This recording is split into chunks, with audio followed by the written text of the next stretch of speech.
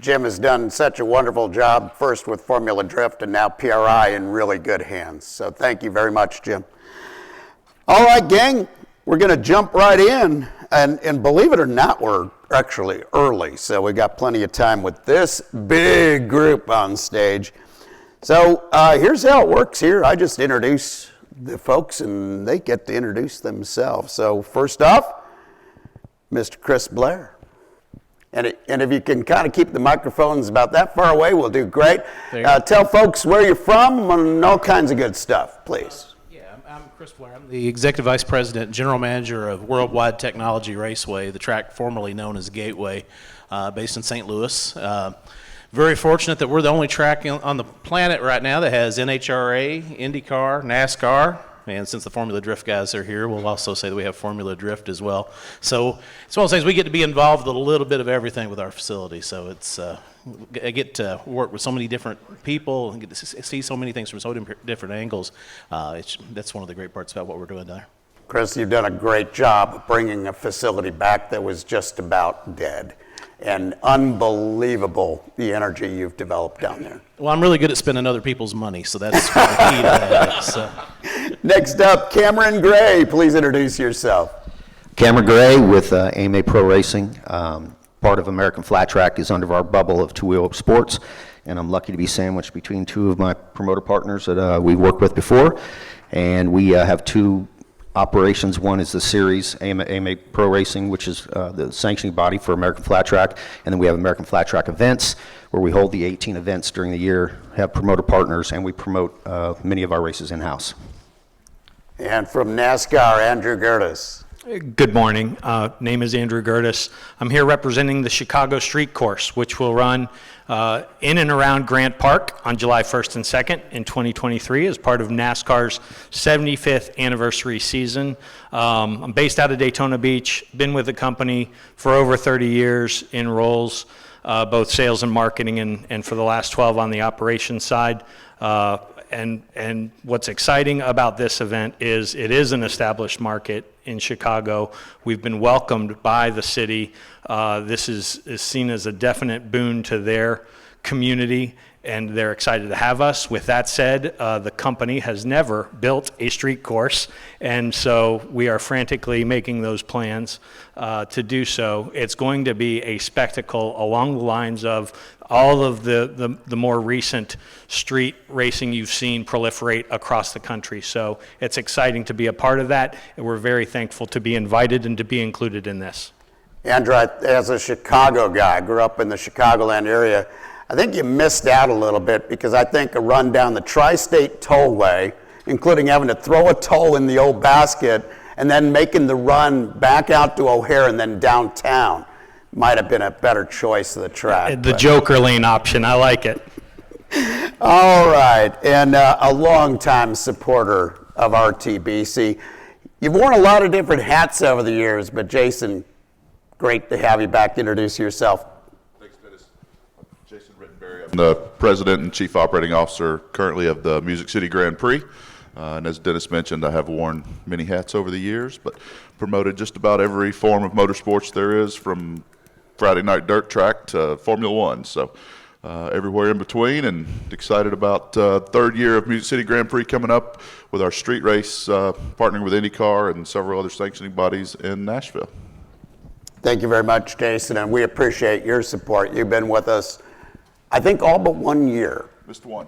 Yeah. That we had to take your gold star away for that. And last only by the alphabet, but one of my favorite promoters in the business for many, many years, Bob Sargent. Thank you. Bob Sargent, Macon, Illinois. We own a company called Track Enterprises. It's more of a promotion, motorsports promotion, but we also own some facilities, lease a lot out. We say probably a grassroots type of racing, but it's pretty diverse, from NASCAR trucks all the way down to go-karts and everything in the middle, from dirt, asphalt, quarter-mile track to mile dirts to a mile pavement. So pretty diverse. Started in 1985, so been through a lot of different cycles in the industry, and glad to be here and have a talk today. All right, so great panel that I know you're going to have some questions for, but first I have some questions to ask. And we're going to lead off with Jason, but here's how it's going to go, folks. After Jason answers, I want everybody to chime in. So if you got something to add to the mix, please do. So Jason, very simply for you, what are the economics of hosting a new event in a new location like you've done down there in Nashville? Well, I think the most important thing from an economic standpoint for a new event, especially one of our size or really any national touring series, is to make sure that you have the proper funding. It's not something you want to go into underfunded, and for the most part, I would be prepared to be in it for the long haul. Typically, new events are not profitable year one or year two, and maybe year three if you're lucky. But I would go into it with a 5-year plan or longer, and that's really the way we've looked at the Music City Grand Prix. We've been very fortunate to have an extremely strong group of investors and raised a ton of money up front before we ever launched the first event.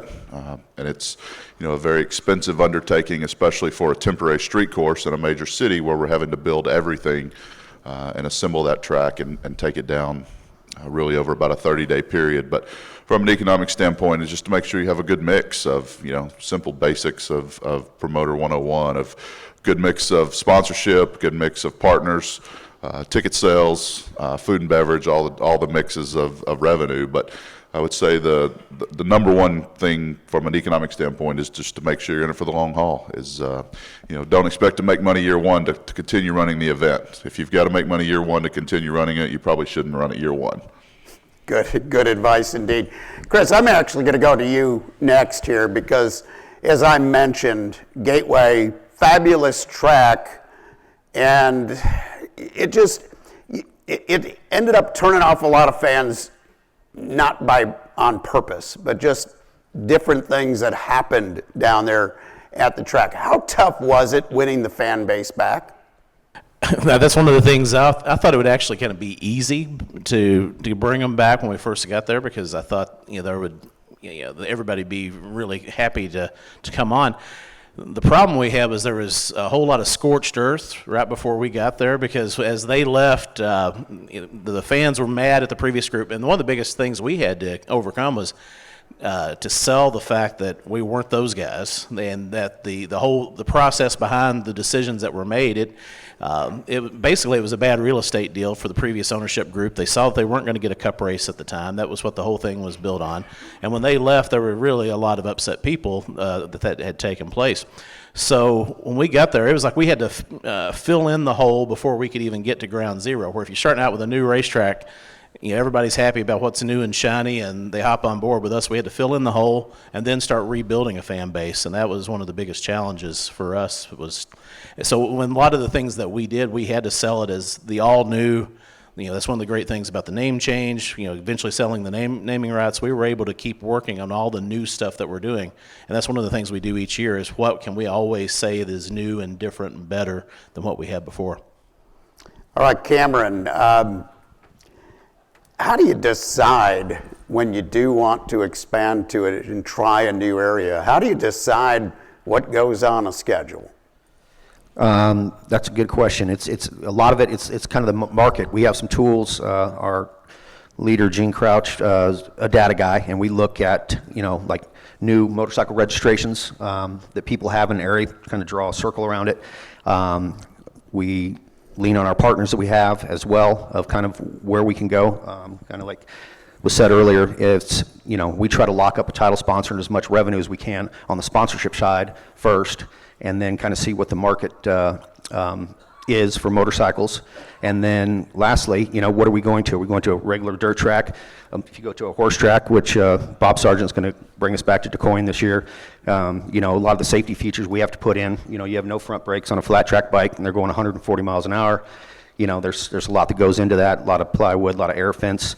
And same thing when we went to Daytona TT inside the Daytona International Speedway. It was definitely, I think, a challenge the first year, but when we pulled it off, it was awesome to put something inside the World Center of Racing. So, we're always looking at new markets, going to cool venues, teaming up with other events to put on world-class events. Very cool.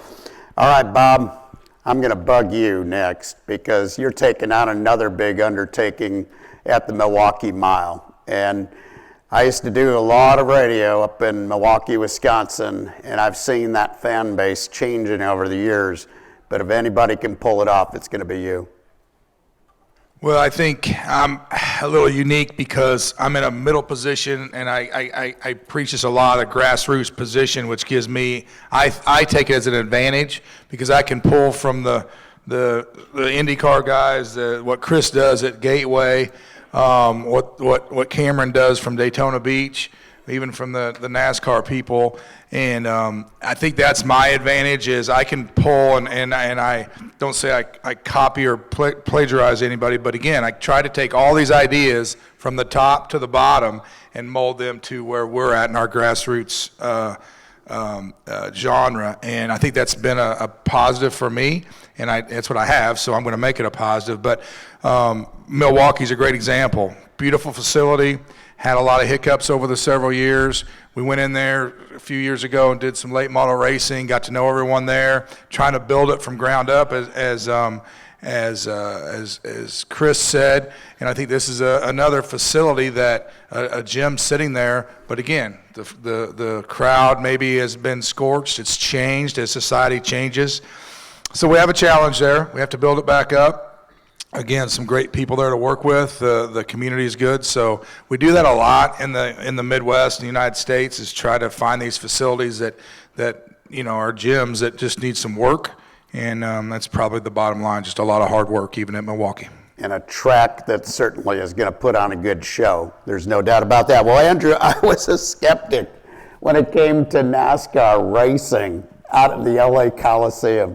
When I heard about this event, I was like, what in the blazes are you guys trying to do? Why not go to an established track, North Wilkesboro, and put on a good show?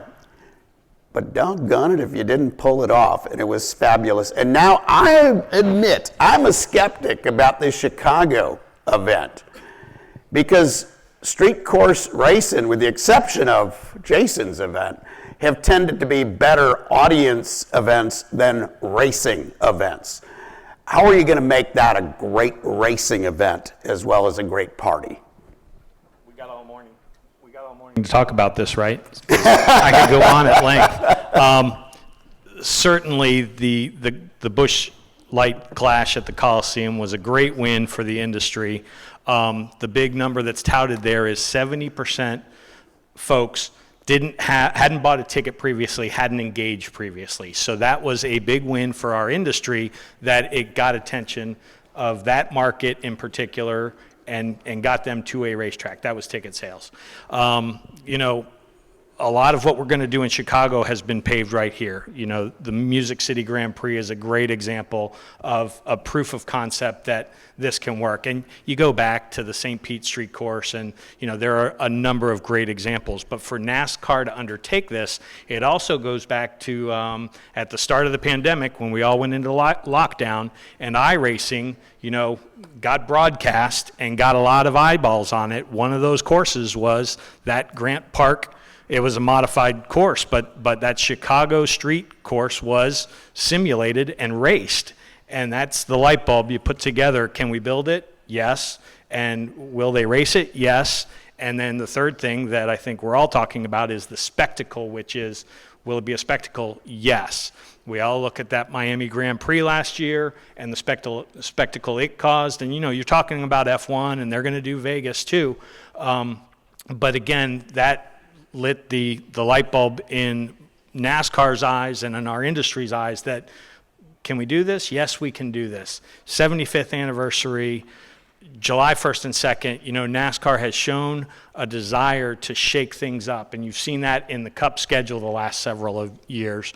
And so after, years and years of the old model of we're going to sell tickets, we're going to put it on TV, we're going to recognize our sponsors, all of which is still important.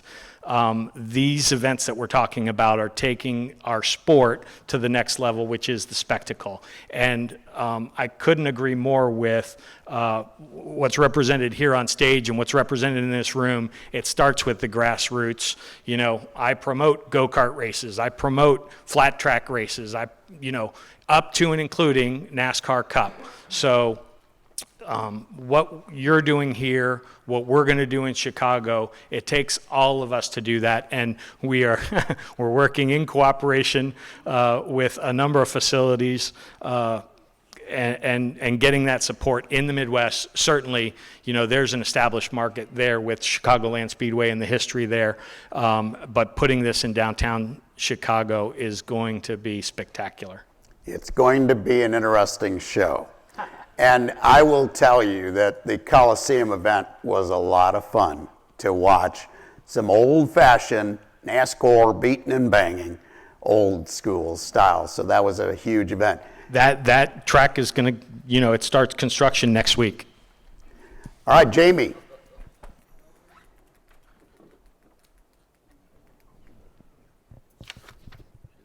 Uh-oh. You're up. Next up? question. Oh, you threw me off base there. I'm taking notes back here listening to these gentlemen. I apologize. I was not ready, sir.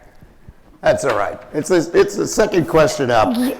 Who drives the decision-making process? We're going to aim this one at Bob. Who drives the decision-making process? Broadcast partners, marketing partners, or the spectators? Again, mine's a little unique because I'm grassroots, so definitely the spectators are first. Spectators are participants, and then we try to get every piece of the pie also. So the marketing, the sponsors, the broadcast partners have become more and more in our grassroots area that we're in, whether it be streaming or even some linear cable. So they all take a seat at the table, but spectators and our participants are probably number one. Chris? Well, it sort of depends on the event for us, and there's a couple that I look at that if it's not for the sponsorship, I don't even consider it. And Bob and I have worked on a couple of events too where Bob's actually come in and rented our track, and a lot depended on if the sponsor was going to be willing to hop on board. But that's becoming more and more, especially if it's a first-time event that we're trying to create, is can we get this sponsored? Then the second question is, will Jeff Ladd insure it? That's always another one of the things that we always look at.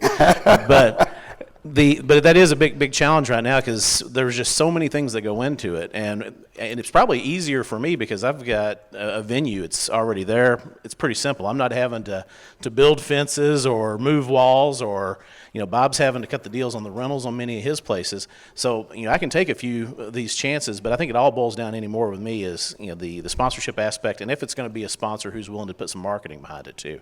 So that's one of the keys for me. Cameron? Yeah, I think it's, like I said, whether we go inside Daytona International Speedway with a track that's custom built, you have to have your sponsors behind you, something cool out of the box, whether it's, getting an energy drink or some of the OEMs involved. I mean, we're working on an event right now that we've been working on 6 years where we're bringing flat track in the off season to like a baseball stadium and doing over and under, figure eight, and again, kind of like Andrew was saying, looking at all the costs. I've been talking with them pretty much every day. Okay, well, how's this going to work? He's the track going to work? How can we get our air fence in there? I mean, there's so many variables that go into there. And, again, it starts for me really I'm the head of revenue for both companies. If we can have sponsors that support it, like it, that's great. That's step one. But again, at the end of the day, I think it goes back to, are you going to get the spectators out to watch this? So they're very, very important. I think they all kind of go hand in hand. Jason? Well, Dennis, I think you left a fourth partner out there. There's a sanctioning body involved as well. So True. When it comes to decision making, our friends at IndyCar have a lot of say in that. But for us, we try to look to our spectators and our sponsors and our partners as well. I mean, we're very fortunate to have a tremendous title sponsor that's very broad and covers a lot of our event, from music to partnerships and artists and a lot of those things that they bring to the table. So they do drive a lot of our decision making.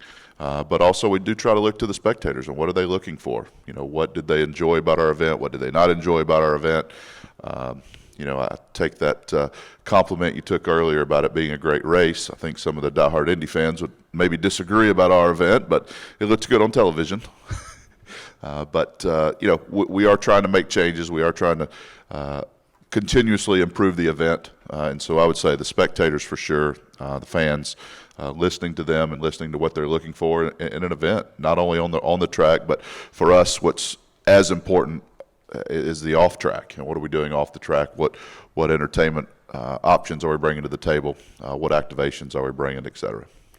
How much of it ended up being putting on a good show, before the race? And how much was the emphasis on the race? Well, for us, I think for an inaugural event for the first year, we took maybe a little more opposite approach than most, and we focused on everything off the track. Because we say the race was just the reason to throw the party for us is really what we were looking for in Nashville, and while we promoted the event the way we did, while we had the music lineup that we did each night of the event, all the off track, I mean we're literally one bridge away from one of the largest party areas in America and one of the hottest cities in America, and so we wanted to take advantage of that with Broadway being that close, and that's why people come to Nashville. And so. Yes, we had to put on a good race, and yes, we had to build a safe course and put on an event for television and IndyCar. But for us, it was more important about what was happening off the track and to bring the people to the city. I mean, they could go to there's multiple other cities they could go to see an IndyCar race or any other type of street race. And we wanted to make sure that they were coming to Nashville for all the things that we could offer in addition to a race. How did you find a track designer that could actually work with a city course like that?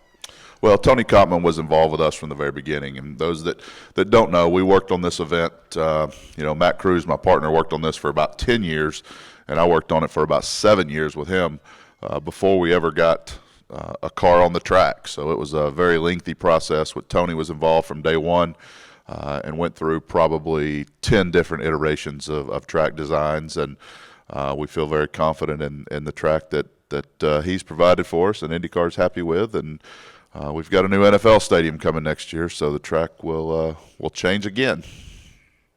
All right, Andrew, who does drive those decision-making processes? The broadcast partners, the marketing partners, or the spectators? That answer is yes. It's a continual process. Certainly, when I started, admissions and TV revenue were about on par, and that's back in '91. And then when NASCAR packaged all the races together and shopped that around and partnered with, at the time, 3 and now what we have in 2 great partners in Fox and NBC. That definitely changed the landscape and has taken continual tweaking. That doesn't ever stop. That's year in and year out. But again, what I think you've seen in the last couple of years is a desire of the entire industry to take a look at what you knew Daytona was going to be on July, the first weekend in July. You know what the Daytona 500 is going to be. At the time, Miami had a 13, 15-year run as a championship race. Most of that has changed. 500 still when it is, but Coke has moved. The July race is now August, and the final race in the before the playoffs. The championship has gone to Phoenix Raceway. And so with the Chicago street course, that is each of these things. The sanctioning body, as Jason mentioned, the broadcast partner, NBC in this case, is ecstatic about it. If you can imagine that broadcast crew sitting next to the Buckingham Fountain, which is, if you don't know, I think we're all Midwestern. Well, I'm not a Midwesterner, but I did go to school in South Bend. You know what Buckingham Fountain is? That's start of Married with Children. That's on Lake Michigan with a view of the skyline of downtown Chicago. They've talked about their top talent being there, certainly Dale Jr. and the crew. On that stage, with that backdrop, with NASCAR Xfinity and NASCAR Cup cars screaming around the city streets of Chicago, that's going to be the broadcast spectacle. At the same time, what we've witnessed is, when you have A-name talent, now the fan has an all-day experience where it's going to be the race during the day, it's going to be A-name talent concert that night, and then do it all again the next day, Sunday, for the big race. So it's, 2-day show because of the build, got to get in, got to get out. Those logistics will take care of themselves. And then Chicago as, the headquarters for such iconic, brands as McDonald's and others, just that makes perfect sense. So all of those factors, and in addition to the sanctioning body, I'll throw in the drivers, they've all got a desire, to run different tracks, to shake things up. Are they good on road courses, short tracks, intermediates, or super speedways? The 5 factors. But on the revenue side, those 3, it's all a balance. And not trying to make everybody happy, but make good decisions that move the sport forward. And what we're pretty proud of right now is several years of positive growth in ratings, in attendance, in corporate involvement, and so those are very positive signs that we hope will continue into 23 and beyond. Knowing Chicago traffic, I call Frisbee football games in the summer, and I'm hoping we're on the road that weekend, but I'm anticipating it'll be a great event. Before I throw out this next question, we have a talented panel. Jamie's running around with a microphone. Get her attention, and we'll be throwing it to you out in the audience next. As I've said a million times here at Racetrack Business Conference, I'm a frustrated, wanted to be a game show host. So I'm going to throw this as a toss-up question out to the panel here. How do you determine success of an event? Is it just the bottom line, or how do you determine success and know you want to go on to another year of doing the same event? Well, I'll take a shot at it. I wish it was just all the bottom line, because then it'll be very easy to just look at. But no, absolutely not. It's for us, success is, did the fans enjoy it? That's number one. Did they have a good time? Are we hearing great comments after the event? Is the media reporting great things about our event? How is the excitement level of the people that were there? Are our sponsors happy? Are our partners happy? Is the sanctioning body happy? So there's a lot that goes into the success of an event. And I think, at least for a first-year event, like I mentioned earlier, the bottom line should be probably low on that list. I wish that were different, but I think all of us that are promoters in the room, especially on major events, know that you can't judge the success of an event by the financial bottom line of a year one event. So if that were the case, there's a lot of events probably in this room that would not be in multiple years that they're in. And the same for us. We're in it for the long haul. Our group of investors and partners and sanctioning body and the city, everyone is in it for the long haul. So for us, the success is all the stakeholders that are involved, from primarily the fans and sanctioning body and drivers, but also the city, the municipalities, everyone that's involved in the event. Did they have a good time? Did we, for us being a temporary street course, were the citizens of Nashville, were they upset with us for the road closures? How much feedback do we get from that? There's a lot of things that we have to take into consideration on a temporary course that I didn't have to in all of my many years at a permanent facility. So there's so many things that go into the success in judging the success of an event, with the bottom line being the least of those, at least when we're talking about new events. Now down the road, I think if you're year 5, 6 into an event and you're still in the red on the bottom line, then I think you got to evaluate things and see what you can do differently. But I think for the first few years, the bottom line should be the last factor in determining the success. Yeah, and I think an example for flat track this year, our event of the year was Castle Rock. We know Pacific Northwest, we've been trying to get back up in that area for flat track. Lots of motorcyclists up there, and it's kind of an iconic, famous track up there. We hadn't been there since like 2015, and to get people, it was called the Return of the Castle Rock TT. We teamed up with the One Moto Show, which is one of the biggest motorcycle shows out in Portland area every year in April, and used his marketing power tour there at that event. And it was a sellout, and we had amateur piece to it. We had hooligans. We had a little mini bike race with people all dressed up, and what Tor and his group brought was the lifestyle, and that's what we wanted. He also brought the amateur component. So we had amateur races one day, we had amateur races on Friday and Sunday, and the big show on Saturday. And we raced the TT, they raced the short track the first night, and then got to race the TT that the pros did the night after. So, you know, and what was the bottom line? Bottom line is we may have lost a few dollars or broke even. And are we going to still go back? Absolutely. We oversold the place. You know, they're already putting in new grandstands, and we know the future is going to be bright. Everybody liked it, and we'll bring that same type of full event package. You know, we had music, we had all the fun stuff besides just the racing, and we had 500 campers there for a flat track race. For us, that was incredible with all the amateurs and families that came out. Yeah, there's one of the things we try to do is we look at the overall message. I like to refer to them as message events, impact events. We've had some races where they were a whole lot of work, and I was really questioning why we were even doing them. But then Worldwide Technology comes on board as a naming sponsor for our facility because they like what we were doing. There's a lot of other events that we do that, a lot of our staff, they're like, why are we going through the motions on this? But it hooks in another sponsor. It makes an impact in the community, and that's one of the things with our owner. He's more focused on what we can do as a positive impact in our community, and we've been very fortunate that the state's working with us, the city's working with us. So by having some of these, that helps with that process. And that's one of the things I look at with this Chicago street race. I saw it at the Coliseum. 70% were first-time attendees for the event. I was on a flight a couple of weeks ago with a lady who, she was into Tennessee walking horses, and she's talking about those, but she was telling me about this race that's going to happen in Chicago, because I was from Illinois and she thought we had something to do with it. But I mean, she'd never been to a race before, knew nothing about it, but she's been reading in the papers, and that's the kind of things that, with NASCAR, what they did at the Coliseum, and now with this, every once in a while you got to shake some things up and get out of the comfort zone to reach new people and to get the buzz going. And that's one of the great things about that. We're seeing that buzz, and that's one of the things we all have to try to do is if we can create the buzz, how can it pay off for us in other ways? And Andrew, I know that NASCAR invested a lot of money in that Coliseum track, so it wasn't just about the bottom line for NASCAR. You have your advance indicators, media buzz, as has been mentioned. You know how tickets are selling, you know how the sponsors are lining up. Certainly then you execute your event, and then on the back end, are the guests renewing? Are the sponsors signing up again?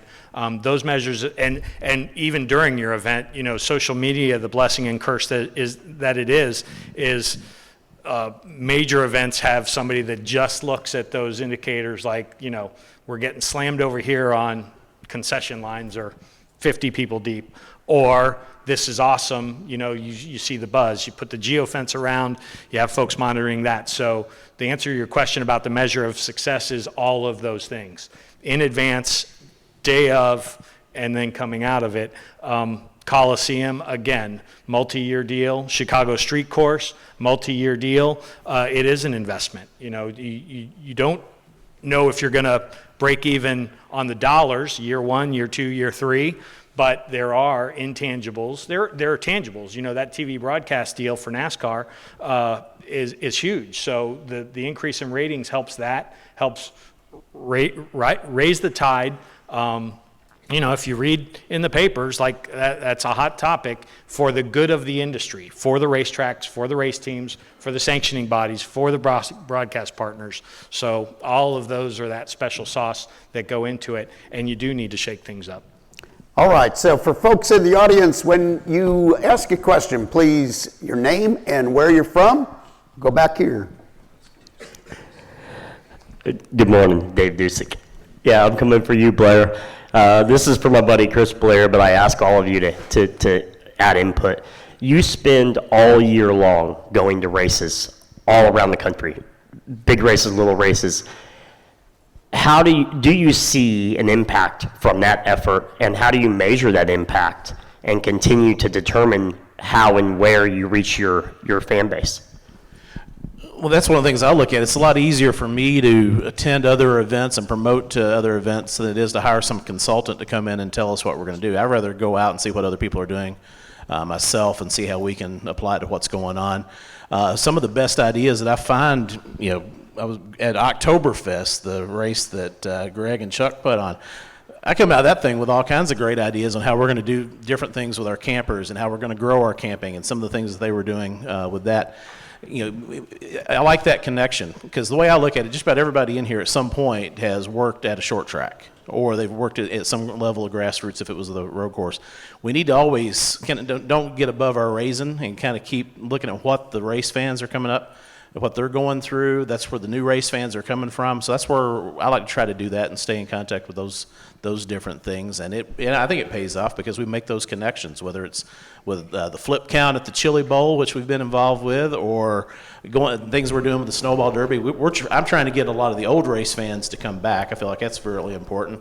Where some other events are bringing all new people in from a different angle. So if we just kind of all keep working those different paths, then I think we're all going to benefit. Gentlemen, I'm going to pull you back to Dennis's initial question. It was real clear to me that don't have real big expectations around being profitable your first few years.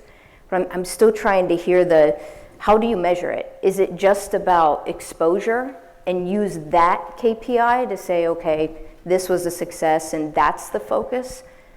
Or I understand the financial part, is it sponsorship? That's what I'm trying to understand, or is it different for each event and depending on the priority of the event? It's different for each event, and Chris just mentioned it. You got to look at every one. Like, I'll use an example of Daytona International Speedway. You can spend your time doing a community heart walk, that's not going to make you any money, but your neighbors all feel really good about that racetrack being in their neighborhood and the impact that it's got, for its big events, in Daytona's case, 15 major days out of the year. At the Chicago Street Course, we're going to have a big impact on the residents of Chicago, right? We're going to take over streets. It's loud. It's something they've never seen before. There's a lot of chirp about that. But at the same time, it's a $50 million plus investment to pull off the event weekend.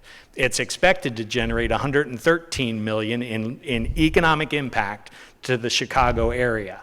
And then there's the community engagement with things like the Boys and Girls Club, all the community efforts. We're going to leave the park better than we found it. That's just the way we do business. It's the way all of us do business. So those measures are, there is black and red on the dollar line. But whether it's NASCAR racing experience and, somebody getting to drive a car on the track that was just raced the previous day, if it's an amateur supercross event where you got 1,000 participants, in every one of those cases, we are building the fans of the future, and I believe they're the ones that tune in on Sunday. In Daytona's case, with all the amateurs we put through there, and it's thousands in a year, between go-karts and flat track and other things, I know that they're watching when the Rolex 24 is on, when the Daytona 500 is on. And again, the people in this room, hopefully you're watching, but it's all of us being interested week in, week out. And then when you do something special like the Chicago Street Course, everybody hopefully rallies in behind you, and you get the positive takeaways, hopefully dollars, eventually dollars, but at the same time, the overall good of the sport. And I missed a lot of NASCAR races over the past year, but I didn't miss that one out there in LA. It was so unique.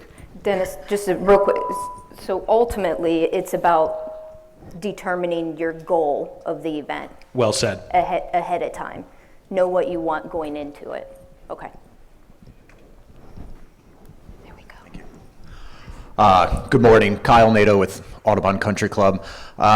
Questions more for Andrew. Did I understand you correctly when you said that the iRacing was a major catalyst in getting a Chicago-based NASCAR race? And if so, how much does online media such as iRacing really factor into going into new markets?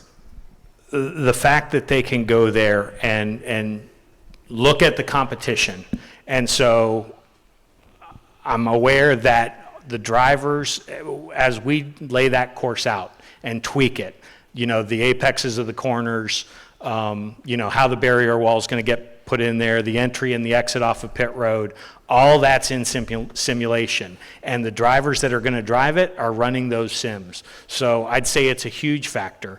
For the sport overall, for all of motorsports, that online presence, just like society overall, it's where that next generation is getting their information, where they're doing their work, where their interests lie. So it's been a huge factor.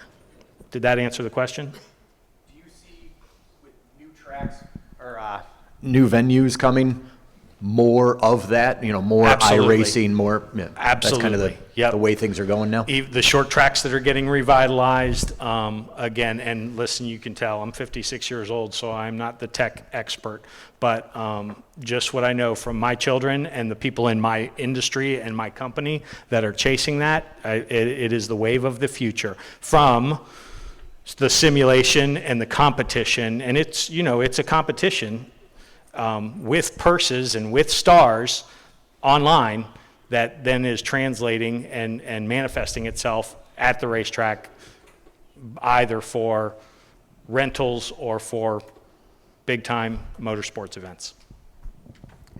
All right, I'm going to take back here control because I've got a question I'm just dying to ask our panelists.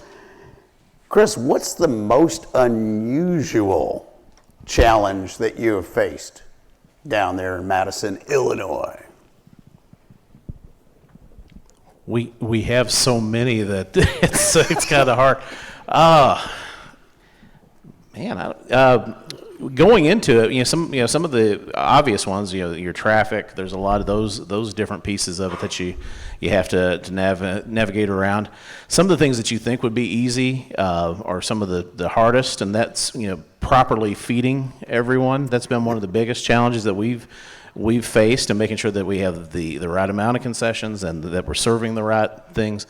I don't know if there's really one unusual one that's out there. It's just there's a ton of challenges that you face, and a lot of it depends on which event that you're dealing with. So whether it's when we're working with the Formula Drift, there's a lot of issues that we have to work through on logistics, how we're going to get drivers from one point to another, and how we're going to design the course.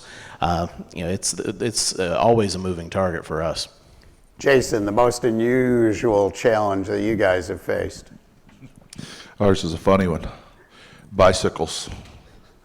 It's the biggest challenge that we have in the city of Nashville, is the complaints that we get from the bicyclists because we're closing off their roadway to get to downtown. And it causes me more headache and more heartburn than anything I do all year long is walk, bike, Nashville. So we work with them. We've tried to partner with them. We've done everything we know to do, and it's still, there's those diehards that are just completely torn up that they cannot ride their bike to downtown Nashville over that bridge, or they have to take a different route for 4 days. So I know that seems minor, but they have some serious political pull. I'm still wondering who they have photos of in the city because of the amount of pull they have. But we have to work with them way more than we should and spend a tremendous amount of money for temporary bike lanes for 4 days. So that's unusual, but it's the weirdest one I have to deal with. All the obvious ones are building the track, building grandstands, building suites, all of those things within a 30-day time period of working around Nissan Stadium that has SummerSlam the Saturday before our event, and we have to build everything on stadium property in 5 to 6 days. So, all those are obvious challenges that we have to face. But yeah, Walk Bike Nashville is the strangest.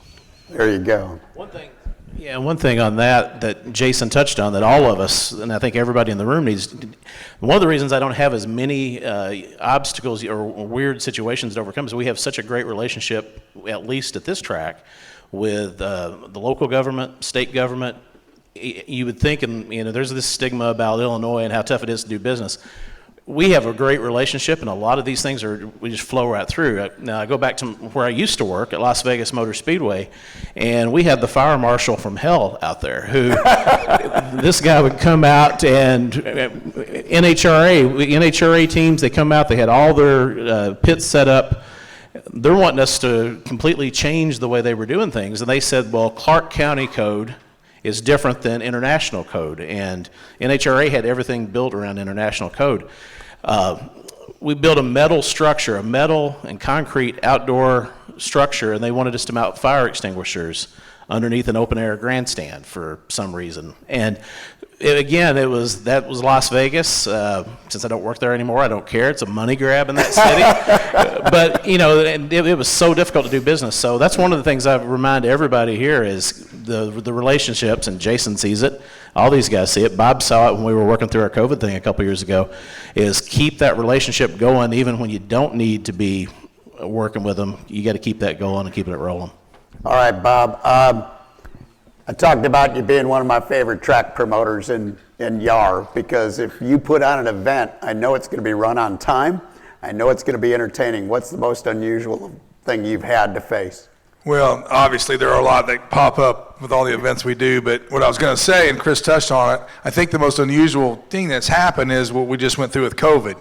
And everyone knows about the COVID and what we went through, but I think that's a deeper story in our industry, that the camaraderie and the business relationships we have, I think, pulled us through, us being the promoters, track owners, because we all discussed it via Zooms and phone calls and what we had to do. We tried to have a parallel path of how to handle so many difficult situations, and I just think that was very unusual, that probably no one expected coming, but that can correlate to a disaster with weather, disaster with grandstands, a shooting incident, all that, I think, is what I would almost classify as unusual, and preface how important that is to be prepared for that and keep communication with the whole industry. Cameron. Most unusual and most dangerous, and again, it kind of goes back to making sure you dot all your I's and cross all your T's, is sitting on safety-wise. Red Mile, Lexington, Kentucky, you're right next to the University of Kentucky. There's some apartment buildings around there. We race it in the evening, and a brick being thrown on the track at turn 3 in the middle of the track while the riders are out there. So very dangerous, but it obviously taught us a lesson that, even back at turn 3 in the back part, and it's all wooded back there, but there's an apartment building back behind it that literally we had to put security guards all the way around, because you're racing in their community. Yes, flat track bikes at 140 miles an hour in a freight train are very loud, and it's 9 o'clock at night, and some people not like that and maybe drinking too much. So again, making sure you have everything that could pop up covered. Andrew. My answer is going to parallel Jason's. If you look at the Chicago street course, how it lays out, 2 of the racing streets, among others, Lakeshore Drive, Michigan Avenue. If you think about making a racetrack there and the impact it's going to have on the residents, that's going to be a challenge. With that said, great partner in the city of Chicago. They wanted this event there and have assured us they're going to help us push it across the finish line. It's going to. So then you mitigate the impact, and you pat the concerns on the back, let them know you're working on it. You shorten the window that you got to impact that vocal group's lives, and then at the end of the day, you drop the green flag and let them go race. But that's probably one of the big hurdles that is in front of Chicago Street Course. So many great events represented up here on the stage. What did we learn today? We learned that it's not just about the ROI, especially in year 1. Lots of partners to keep happy. That's what we also learned, and even more partners than I expected. And we have to take the long-term view on everything we do. And I think that's good advice for the short track world or the major series. So give these folks a good round of applause, please. Stay put. Tim's got a question for you. I just want to do a couple of, you got the next group coming on. This probably ranks right up there with one of the best panels we've had in the history of this. And I think Dennis can remember, it was probably year 2 or 3 of RTBC. We were fortunate enough to get 4 top promoters sit on the same stage, but we had Doug Bowles from Indianapolis Motor Speedway, Scott Paddock from Chicagoland Speedway, Roger Curtis from Michigan International Speedway, and Joey Chitwood. So we had those 4, and that was probably year 3 of this event. And I still think we refer to that as a rock star panel, but this one ranks right up there with it. And I think what I got from this is we've all changed. We're all moving down the horizon of life, and the industry's changed, yet we're all still here. And to hear how you guys are still conducting the business of motorsports in a different environment, going through the challenges we've done, you've had to shift your game plan. And that's something that this industry does very well, because I have to with whatever position you're doing. But to hear you guys put it in words and how you have adapted your metrics to be able to conduct your business to this new environment we're in from a financial perspective. So I really thank all you guys for being here, because again, we all long for the old days of permanent facilities and sold out ovals and stuff, but you guys have all pivoted, you've done it and everything else like that, and I think all of us really took a lot to take from that. So thank you very, very much for being here, and A+ for you guys, and I just wanted to say that very much so. So thanks.